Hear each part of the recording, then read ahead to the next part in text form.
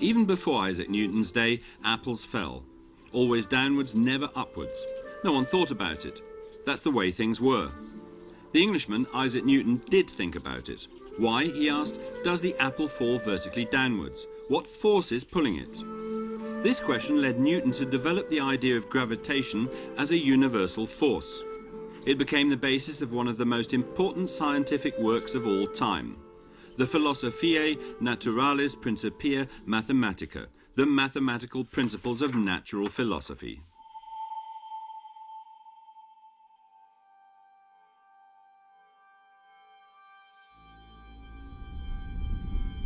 The movements of the heavenly bodies have fascinated people since time immemorial. What rules govern these movements? In the 6th century BC, there lived in Greece a philosopher named Anaximander. He taught that the earth was a disk in the center of the universe. The fires of hell burnt within it, and the vault of heaven was stretched above the earth. Above this vault were more fires, but there were holes in the vault through which we could see the flames. These holes were the stars. By the time of the astronomer Claudius Ptolemy, who lived in the Egyptian city of Alexandria in the 2nd century AD, things had progressed somewhat. He too saw the Earth as the center of the universe, but the sun, moon and planets were attached to solid but transparent spheres which moved around the Earth.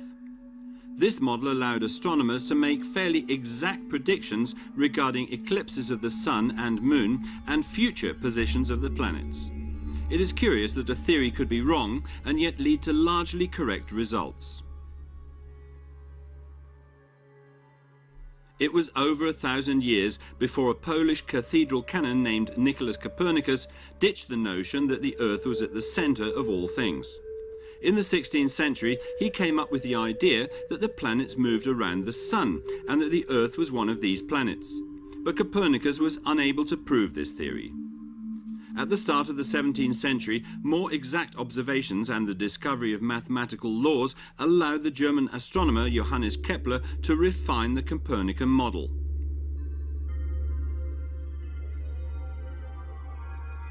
Kepler established that the planetary orbits around the Sun were not circles but ellipses. He noted that a planet moved fastest when its elliptical orbit took it closest to the Sun. What he didn't know was what kept the planets moving at all.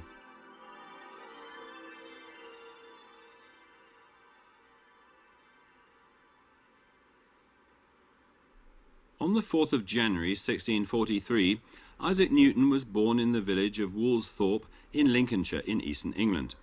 His father, a farmer, died before he was born. His mother intended him to take over the family farm, but little Isaac was not cut out to be a farmer. For hours at a time he would gaze out over the water while the sheep just wandered away.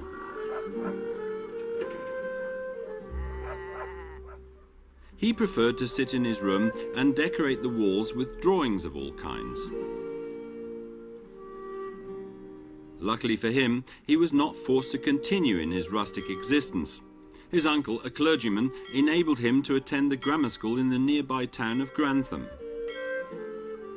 He lodged with the family of an apothecary, a friend of the Newtons. There he learnt to identify various medicinal herbs and was soon allowed to mix herbal remedies himself. At the age of 18, Isaac Newton matriculated at Trinity College in the University of Cambridge in order to study mathematics and philosophy.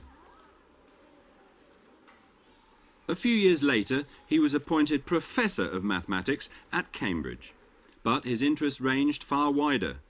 Newton concerned himself with a wide range of physical and chemical phenomena, and he himself built the instruments he needed for his research. Using his reflecting telescope, he observed the movements of the planets in the night sky. What could it be, he asked himself, that kept the planets in their elliptical orbits?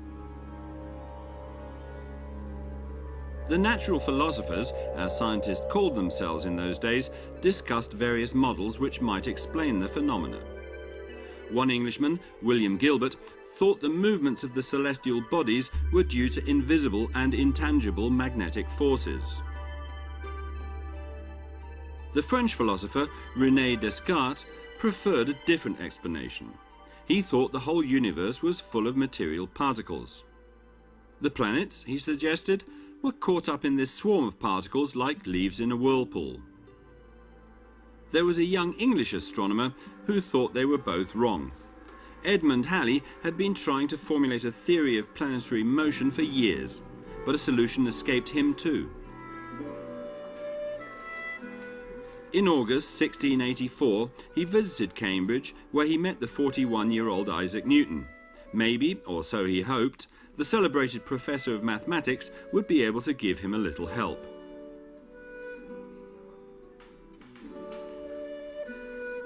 Halley assumed that there must be some central force keeping the planets in their orbits. For Newton, this idea was nothing new. Many years before, while he was still a student, Newton had considered the problem. And without apparent effort, he had come up with a mathematical proof of this force and its effects. But he had never published his results. In fact, he'd almost forgotten them.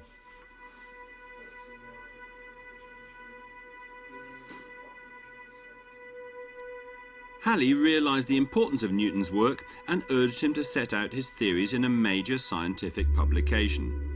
Newton agreed, and shortly afterwards started work on the Principia Mathematica, the mathematical principles of natural philosophy, a 3-volume work whose publication Halley financed 2.5 years later.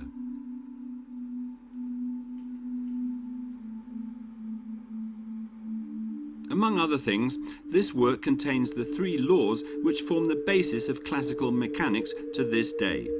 Newton's first law states that a body at rest will remain at rest unless acted upon by external forces, and a moving body will continue to move at the same speed and in the same direction.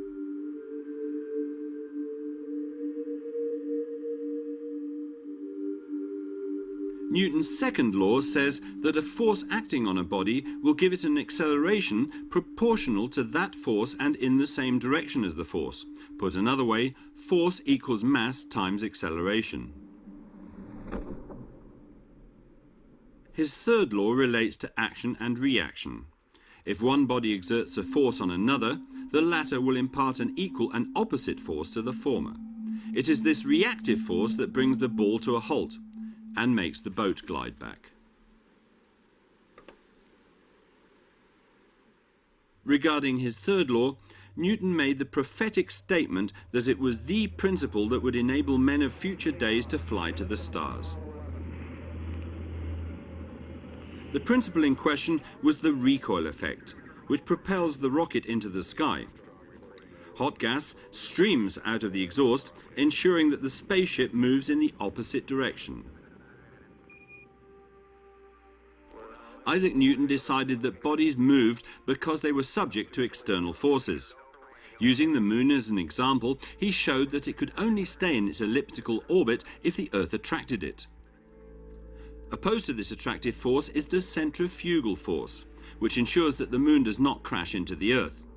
The name given by Newton to the attractive force was gravitation. Using the orbital speed of the moon and the attractive force exerted by the Earth, Newton was able to prove mathematically that centrifugal force and gravity keep the planets in their orbits.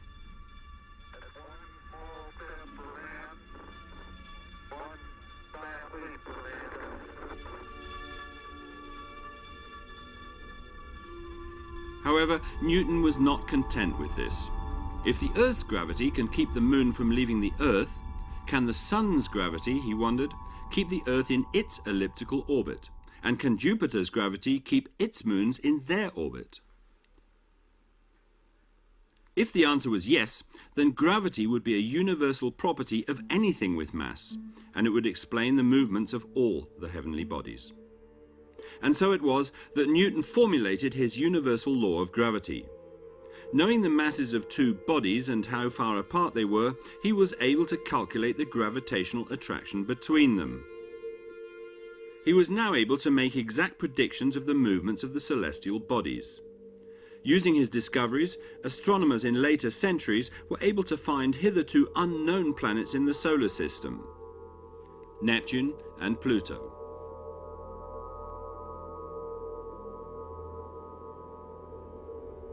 Newton's law of gravity provided the definitive mathematical support for the Copernican system. And more earthly phenomena could be explained too. The apple falls vertically to Earth because of gravity, and the only reason it falls faster than a feather is because the feather is so light it floats in the air. The gravitational principle also allowed Newton to explain the tides. They are the result of the moon's gravity acting on the waters of the oceans.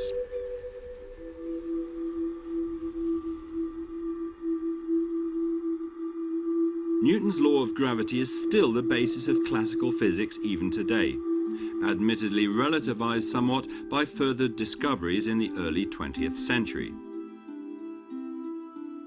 The work of Albert Einstein revolutionized our view of the universe. He threw out Newton's notion that time and space were independent of each other. He even went a step further and showed that gravity also exerted an influence on time itself. On a large, massive planet, time flows more slowly than on a small, light one.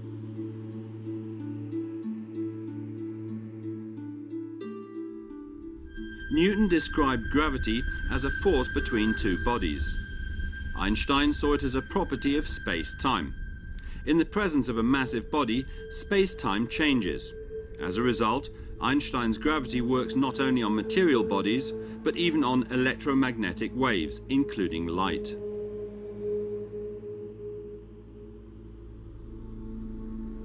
Einstein's theory was confirmed just a year after publication. During the 1919 solar eclipse, astronomers observed a distant star close to the Sun. As Einstein had predicted, its light was deflected by the Sun's gravity. But the changes Einstein made to Newton's theory only come into play on a cosmic scale, with strong gravitational fields and high velocities. For everyday purposes, Newton's law of gravity is entirely adequate. At the age of 50, Newton gave up his scientific researches and moved to London, where he became Master of the Royal Mint. He ran a vigorous campaign against counterfeiters.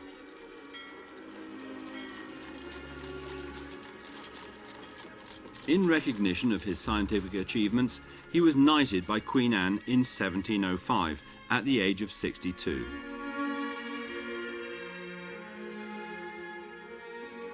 Sir Isaac Newton died in London at the age of 84. He was buried in Westminster Abbey. Today, Sir Isaac Newton is seen as one of the most important scientists of all time. He is esteemed not only as the founder of classical theoretical physics. Modern acoustics and aerodynamics owe a great deal to his work.